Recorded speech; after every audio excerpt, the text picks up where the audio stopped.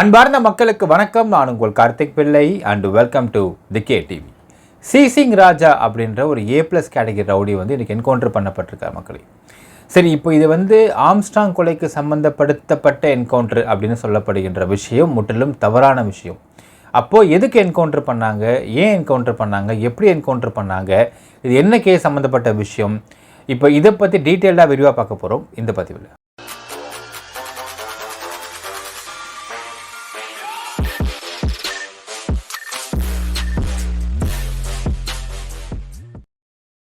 ஜென்ரலாக பார்த்தீங்கன்னா மக்களே, இந்த குற்றவாளிகள் அப்படின்னு சொல்லக்கூடிய அந்த ஹேபிச்சுவல் அஃபண்டர்ஸு இல்லை கிரிமினல்ஸ்னு சொல்லுவாங்க, ரவுடிகள்னு சொல்லுவாங்க போலீஸோடைய லாங்குவேஜில். இவங்க வந்து எப்படி கேட்டகரி பிரிச்சிருப்பாங்கன்னு பார்த்தீங்கன்னா ABCD 4 கேட்டகரி பிரிச்சிருப்பாங்க. அதில் மோஸ்ட் வாண்டடு ஹேபிச்சுவலாக வந்து அதாவது இதான் தொழிலாக பண்ணிகிட்டு இருக்கிறாங்க அப்படின்னா அவங்கள A+ கேட்டகரி வச்சுருப்பாங்க. அந்த மாதிரி A+ கேட்டகரி குற்றவாளியான சிசிங் ராஜா இன்றைக்கு என்கவுண்டர் பண்ணப்பட்டிருக்கான்.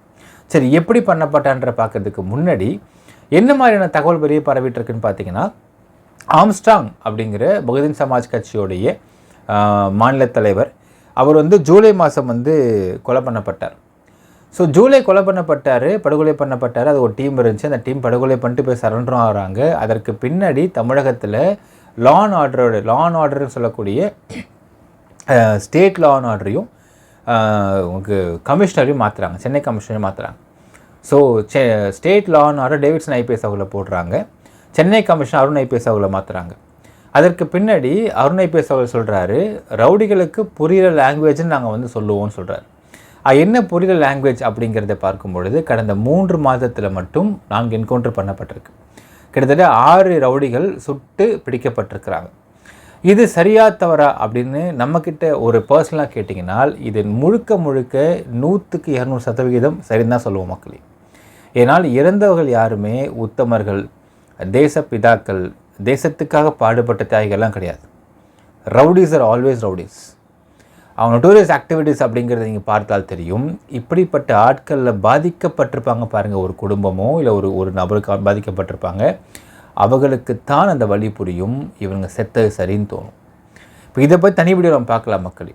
சிசிங் ராஜா அப்படிங்கிற நபர், இவர் யார், எப்படிப்பட்ட நபர்னு ஃபஸ்ட்டு பார்த்துடலாம். சித்திரப்பாக்கத்தை சேர்ந்த சிசிங் ராஜா, இவருக்கு 2 மனைவிகள், 3 குழந்தைகள். இவருடைய பேசிக்கான தொழில் அப்படின்னு பார்த்தீங்கன்னா கட்ட பஞ்சாயத்து பண்ணுறது, ஆளை கடத்தி, அதாவது இந்த சிங்கம் படத்தில் வர மாதிரி ஆட்களை கடத்தி, பெரிய பெரிய பிஸ்னஸ்மேனுடைய பசங்களை கடத்தி அவங்க வந்து கடத்தி வச்சுக்கிட்டு பணம் பறிக்கிறது, அப்புறம் கொலை பண்ணுறது. இந்த வேலை பூரா பார்த்துட்ருக்கு சிசிங் ராஜா. ஸோ A+ கேட்டகரி ரவுடி அப்படிங்கிற ஒரு கேட்டகரியில் வந்து போடப்பட்டிருக்கான். இவன் வந்து ஆல்மோஸ்ட் இவன் மேலே 39 வழக்கு இருக்குது. அதில் வந்து 5க்கும் மேற்பட்ட கொலை வழக்கு இருக்குது. 5 முறைக்கு மேலே கூண்டாஸில் அடைக்கப்பட்டிருக்கிற ஒரு ரவுடி. ஆள் கடத்தல், மிரட்டல், டபுள் டாக்குமெண்ட் பண்ணி லேண்டை வந்து சீஸ் பண்ணுறது, இந்த வேலைலாம் பார்த்துட்டு இருக்கக்கூடிய ஒரு ரவுடி தான் சிசிங் ராஜா அப்படிங்கிற நபர். ஸோ என்னென்னால் ஆம்ஸ்ட்ராங் இறப்புக்கு பிறகு இன்னொரு தகவலாம் பரவிட்டுருக்குன்னு பார்த்தீங்கன்னா, சிசிங் ராஜா அப்படிங்கிறவன் வந்து உங்களுக்கு ஆர்காட் சுரேஷ்க்கு ரொம்ப க்ளோஸ் ஃப்ரெண்டுன்னு சொல்லி பரவிட்டுருக்கு. ஜென்ரலாகவே ரவுடிஸுக்குள்ளே ஒரு லிங்க் அப்படிங்கிறதும் ஃப்ரெண்ட்ஷிப்ன்றது கண்டிப்பாக இருக்கும். ஆனால் இன்றைக்கு அடையாரோட ஜாயின்ட் கமிஷனர் சிபி சக்கரவர்த்தி வந்து இப்போ கொடுக்குற பேடி கொடுக்க சொல்கிறாரு, நாங்கள் அரெஸ்ட் பண்ண இந்த சிசிங் ராஜா ஆம்ஸ்ட்ராங் கொலை வழக்கில் சம்மந்தப்பட்டிருக்கான்னு தெரில அப்படிங்கிறார். இப்போ இன்னொரு ஆஸ்பெக்டில் என்ன சொல்கிறாங்கன்னா, ஆம்ஸ்ட்ராங் கொலை வழக்கில் ஆர்காட் சுரேஷோட ஃப்ரெண்டுங்கிற காரணத்தினால இவனே விசாரிப்பதற்காக நாங்கள் பார்த்துட்டு இருந்தோம். அப்போ டைரக்ட்லி ஆர் இன்டைரக்ட்லி இவன் வந்து சுரேஷ்கிட்ட பேசிகிட்டு இருந்திருக்கான் அப்படிங்கிறதுனால 29வது குற்றவாளியாக இவனை வந்து உள்ளே சேர்த்துருந்தோம். அதன் அடிப்படையில் இவன் வந்து தேடினா ஆள் இல்லை அப்படின்னு சொல்கிறாங்க. இப்போது இந்த என்கவுண்டர் பண்ணப்பட்டது அப்படிங்கிறது ஆம்ஸ்ட்ராங் கொலை வழக்குக்கு சம்மந்தப்பட்ட என்கவுண்டர் அப்படிங்கிறது கிடையாது அப்படிங்கிற தெளிவாக இருக்குது மக்களே. இப்படி நான் சொல்கிறேன் உங்களுக்கு. ஃபஸ்ட்டு இந்த கேஸுடைய பேக்ரவுண்ட் தெரிஞ்சுக்கலாம். அது 3 மாதத்துக்கு முன்னாடி வேளச்சேரியில் ஒரு பப்பு, அந்த ஒரு பப்பில் ஒரு பார், ஆக்சுவலாக அந்த பாரில் துப்பாக்கி காமிச்சு மிரட்டி ஒரு ஃபேமிலிக்கிட்டேருந்து பணத்தை வாங்கிட்டு போயிருக்க ஒரு கும்பல். அப்போ அதன் அடிப்படையில் வந்து சிசிடிவி பதிவுகளை பார்க்கும் பொழுது இந்த துப்பாக்கி காமிச்சு மிரட்டினது வேறு யாருமே இல்லை, சிசிங் ராஜான்ற தெரிய வந்திருக்கு. அதற்கு பிறகு ஒரு கம்ப்ளைண்ட் கொடுக்கப்பட்டிருக்கு, எஃப்ஐஆர் பதிவு பண்ணப்பட்டிருக்கு. அப்புறம் இவனை வந்து தேட ஆரம்பிக்கிறாங்க சிசிங் ராஜாவை. தேட ஆரம்பிக்கும் பொழுது என்னென்னா ஒரு ஆஸ்பெக்டில் போலீஸ் நினைக்கிறாங்கன்னா அவன் என்னப்பா எப்படி பார்த்தாலும் அவன் மேலே வந்து ஏகப்பட்ட கேஸ் இருக்குது, பல வழக்குகளில் பல கொலை வழக்குகளில் போலீஸ் ப்ராப்பராக இன்வெஸ்டிகேட் பண்ணி சார்ஜ் ஷீட் போட்டு அந்த சார்ஜ் ஷீட்டை கோர்ட்டில் ஒப்படைச்சி அந்த கோர்ட்டில் ட்ரையல் நடந்துக்கிட்டு இருக்கு. கடந்த 3 மாதமாகவே எந்த கேஸுக்கும் அப்பியர் ஆகாமல் இருந்திருக்கிறான் சி சிங் ராஜா. ஸோ கோர்ட் மேஜிஸ்ட்ரேட்டே இவனை வந்து ப்ரொக்ளைம்டு அஃபண்டர் அப்படின்னு சொல்லி அவங்க வந்து பதிவு பண்ணிட்டாங்க. கிட்டத்தட்ட 10 வாரண்ட்டுக்கு மேலே இஷ்யூ பண்ணியிருக்காங்க. 10 வாரண்ட் இஷ்யூ பண்ணி அவனை அரெஸ்ட் பண்ணிட்டு வராமல் என்ன பண்ணுறீங்கன்னு போலீஸை கேள்வி கேட்குறாங்க மேஜிஸ்ட்ரேட். இப்படிப்பட்ட ஒரு நபர் சி சிங் ராஜா. ஸோ இப்போ என்ன ஆகுதுன்னா இந்த வேளச்சேரி கேஸில் எஃப்ஐஆர் பதிவு பண்ணதுக்கப்புறம் ஒரு தனிப்படை அமைச்சு தேடுறாங்க, எங்கேயுமே கிடைக்கல. அப்போது இந்த ஆர்காட் சுரேஷுக்கும் இந்த சி சிங் ராஜாவுக்கும் ஃப்ரெண்ட்ஷிப் இருக்குது அப்படின்னு தெரிய வரும்பொழுது ஆம்ஸ்ட்ராங் வழக்கில் போடப்பட்டிருக்க தனிப்படை இங்கேருந்து சி சிங் ராஜாவை தேடி ஆந்திராவுக்கு போகிறாங்க. எங்கே போகிறாங்கன்னு பார்த்தீங்கன்னா ராஜம்பேட் அப்படிங்கிற ஒரு ஏரியா. அது அந்த ஏரியா எங்கே இருக்குதுன்னு பார்த்தீங்கன்னா கடப்பாவுக்கும் ரேணிகுண்டாவில் இருக்குது. ஸோ ரேணிகுண்டா தாண்டி கடப்பாக்கு முன்னாடி அந்த இடம் இருக்குதுன்னு தெரிய வருது. அந்த இடத்துல தேடி போகிறாங்க. அங்கே ஒரு இன்ஃபார்மர் மூலிமா விஷயங்கள் போகிறாங்க. அங்கே போனால் அந்த இடத்துல ஒரு தனியார் ரெஸ்டாரண்ட், அங்கே சாப்பாடு வாங்கிட்டு இருக்க வந்திருக்கிறான். கீழே பூரா போலீஸ் இருக்கிறாங்க. இருந்து கரெக்டாக அவனை போயிட்டு லாக் பண்ணி அரெஸ்ட் பண்ணுறாங்க. அரெஸ்ட் பண்ணும்போது திமிரி இது பண்ணுறான். அவனை வந்து டோட்டலாக கை காலெல்லாம் பிடிச்சி ஒரு 5 பேர் லாக் பண்ணி கூப்பிட்டு வராங்க. இது நடந்தது 21 செப்டம்பர் 2024. அந்த வீடியோ நீங்கள் பார்த்துருங்க மக்களே.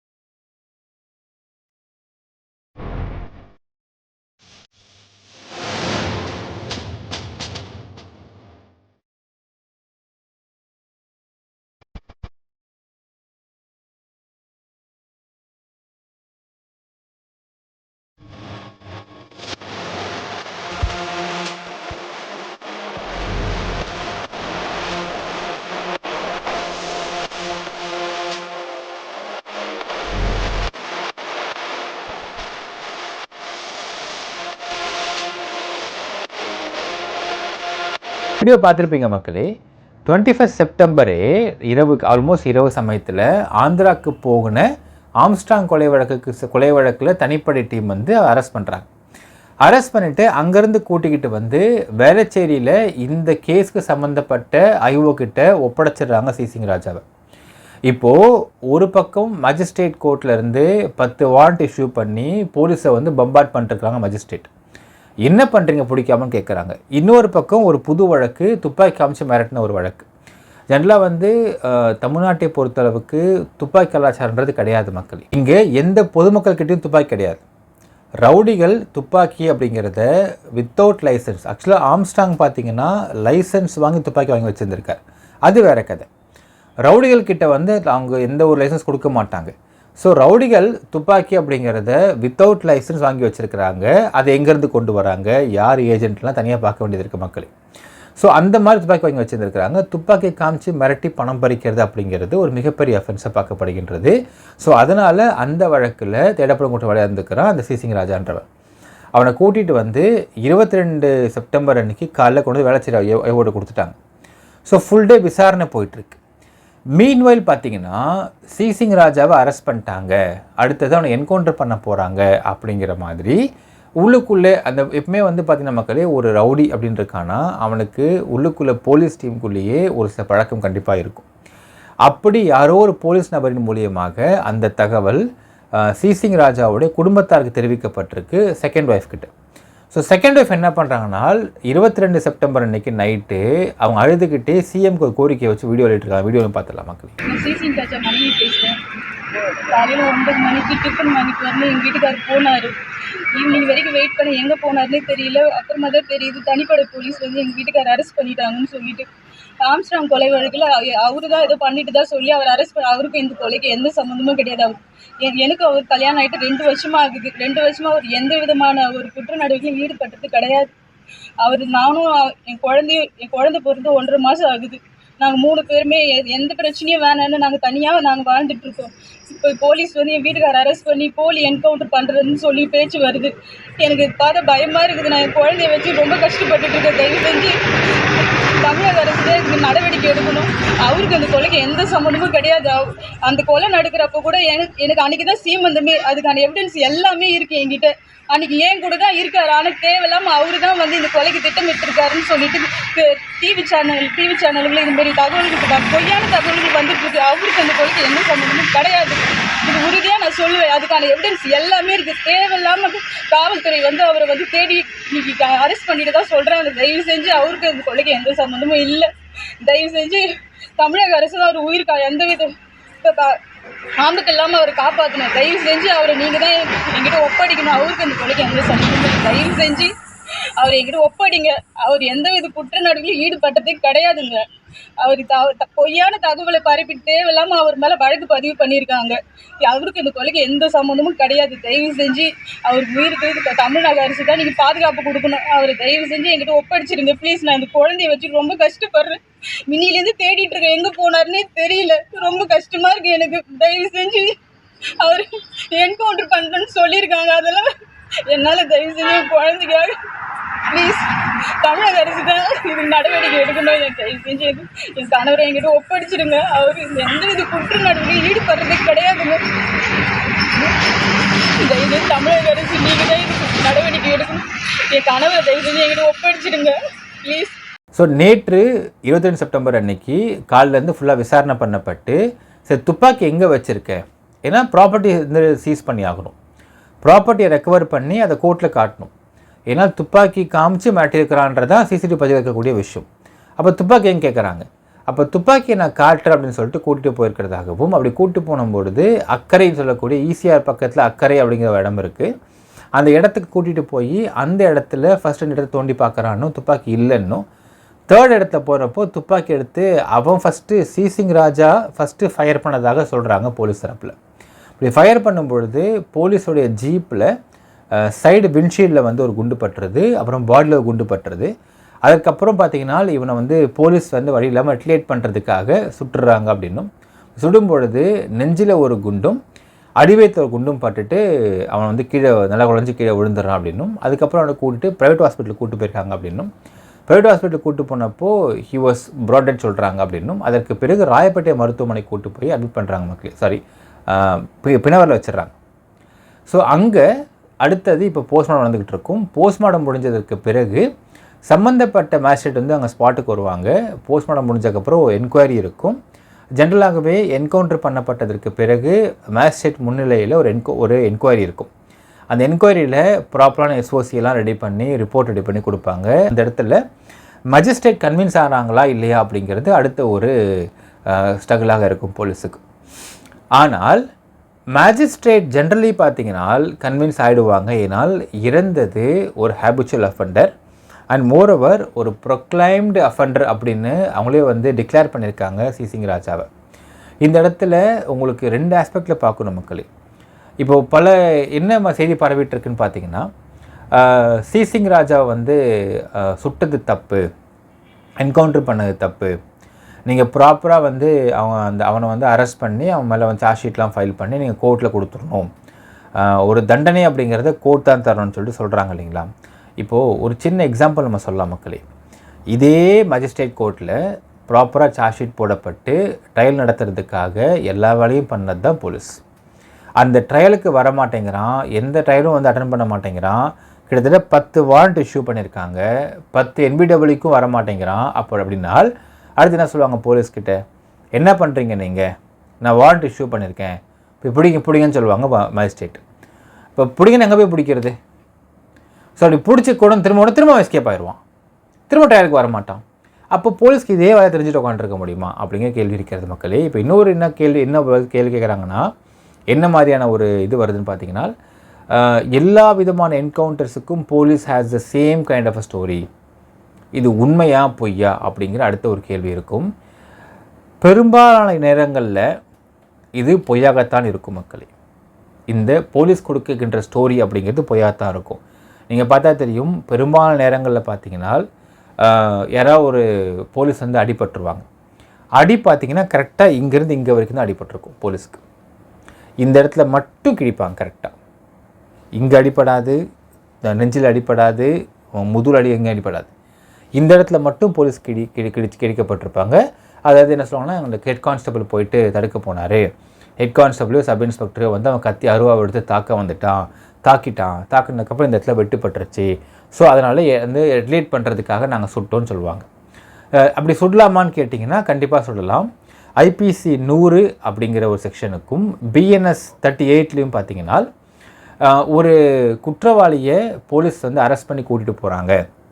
அப்போ அவன் தப்பிக்க முயற்சி பண்ணும்போது தப்பிச்சு ஓடுறான்னா அவன் முட்டி கீழே சுட்டு பிடிக்கணும்னு போலீஸில் ஸ்டாண்டிங் ஆர்டரில் இருக்குது. சப்போஸ் அவன் தப்பிக்க முயற்சி பண்ணுறதுக்கு முன்னாடி உங்களை தாக்கிட்டு தப்பிக்க முயற்சி பண்ணுறான் அப்படின்னால், இல்லை தாக்கிக்கிட்டே இருக்கான் அப்படின்னா, உங்களை பாதுகாத்து கொள்வதற்காக அவனை சுடலாம். அது இறப்பு வரை போனால் கூட அது எந்த பிரச்சனையும் இல்லைன்ற மாதிரி தான் அவங்களுக்கு ஐபிசி சொல்கிறது, போலீஸ் ஸ்டாண்டிங் ஆர்டர் சொல்கிறது. அதன்படி தான் என்கவுண்டர் பண்ணப்படுகிறது. இப்போ நம்ம ஒரு ஆங்கிள் எடுத்துக்கலாம் மக்களே. ஒரு சின்ன எக்ஸாம்பிள் நான் சொல்கிறேன். இவங்கெல்லாம் என்ன மாதிரி ஆட்கள் நான் சொல்கிறேன் உங்களுக்கு. ரவுடிகளை இப்போ என்ன மக்கள்னு சொல்கிறேனே, ரவுடிகளை பொறுத்தளவுக்கு இப்போ இவனை லெட்ஸ் டேக் சிசிங் ராஜா ஒரு பாரில் உட்காந்துருக்கான். அதே பாரில் வேற ஒருத்தன் உட்காந்து குடிச்சிட்ருக்காங்க. குடிச்சிட்டு இருக்கிறப்போ அவனை போய் துப்பாக்கியை காமிச்சு மிரட்டி பணத்தை கூறான்னு கேட்டு பணத்தை பிடுங்கிட்டு போகிறான். இப்போ இந்த பணத்தை இழந்தனுடைய நிலைமை யோசிச்சு பாருங்கள் மக்களே. அவனுக்கு எவ்வளோ வலிக்கும், அவன் எப்படி சம்பாரிச்சிருப்பான். Suppose let's take in this way, அவன் வந்து மாதம் கூலிக்காரன்னு வச்சுக்கலாமே. மாதம் வேலைக்கு போய் அந்த சம்பளம் தான் இருக்குன்னு வச்சுக்கோங்களேன். அந்த மாத சம்பளத்தை எடுத்துக்கிட்டு வந்து பாக்கெட்டில் வச்சுட்டு அவன் குடிச்சிட்டு போகிறான்னு வச்சுக்கோங்க. இப்போ இந்த மாத சம்பளத்தை மிரட்டி வாங்கிட்டு போகிறான் சிசிங் ராஜா. இப்போ குடும்பம் என்ன ஆகும்? அடுத்த மாதம் வாடகை, கரண்ட்டு பில்லு, குழந்தை இருந்தால் குழந்தைக்கு பால், எவ்வளவு சிக்கல் இருக்குது இதில். இப்போது ஒரு மாத சம்பளத்துக்காரன் அவன் சேலரி இழந்துட்டு போய் ஸ்டேஷனுக்கு போகிறான்னு வச்சுக்கோங்களேன். அவன் ஸ்டேஷன் போயிட்டு கம்ப்ளைண்ட் அவங்க எடுத்துக்கிட்டு யாருன்னு பார்த்தா சிசிராக தெரிஞ்சு போயிட்டு எப்போ அவன் பெரிய ரவுடி பாயவன் சரி பிடிக்கிறோம்பான்னு சொல்லுவாங்க. இப்போது 3 மாதத்துக்கு முன்னாடி பதிவான ஒரு வழக்கு இந்த வழக்கு. இப்போ அந்த நபர் ஒரு மாத சம்பளத்துக்காரன்னு வச்சுக்கலாமே. ஒரு மாத சம்பளத்துக்காரன்னா அவன் 3 மாத காலம் அவனோட மன உளைச்சல் யோசிச்சு பாருங்கள் மக்களே. எவ்வளோ மன உளைச்சல் இருக்கும், எவ்வளோ கஷ்டம் இருக்கும். ஒரு மாதம் எப்படி சமாளிச்சிருப்பான், அவன் எவ்வளோ கடன் வாங்கியிருப்பான். ஒரு மிடில் கிளாஸுக்கு ஒரு கத்தையாக அந்த சமயத்தில் பணத்தை இழந்தால் எவ்வளோ கஷ்டமாக இருக்குன்றதை நம்ம யோசிச்சு கூட பார்க்க முடியல. லெட்ஸ் டேக் இன் திஸ் வே. ஒரு பிஸ்னஸ்மேன் சிசிங் ராஜாவை பொறுத்தளவுக்கு எல்லா பிஸ்னஸ்மேனுடைய பிள்ளைங்களை கடத்தி வச்சுட்டு மிரட்டி பணம் வசூல் பண்ணுறக்கான்ற தெரியுது. இப்போது ஒரு பிஸ்னஸ்மேனு அவன் வந்து கஷ்டப்பட்டு முன்னேறி ஏதோ தட்டுப்புட்டுன்னு தட்டு மாதிரி செஞ்சு ஏதோ வளர்ந்துருப்பான். அவன் புள்ளை கடத்தி வச்சுக்கிட்டு யோசிச்சு பாருங்க, கடத்தி வச்சுட்டு காசு கேட்குறான். இப்போ அந்த நபருக்கு போலீஸ்கிட்ட போகிறதா இல்லை பணத்தை கொடுத்துட்டு புள்ளையை மீட்டு கொண்டு வரதா அப்படிங்கிற எவ்வளவு எண்ணம் இருக்கும்.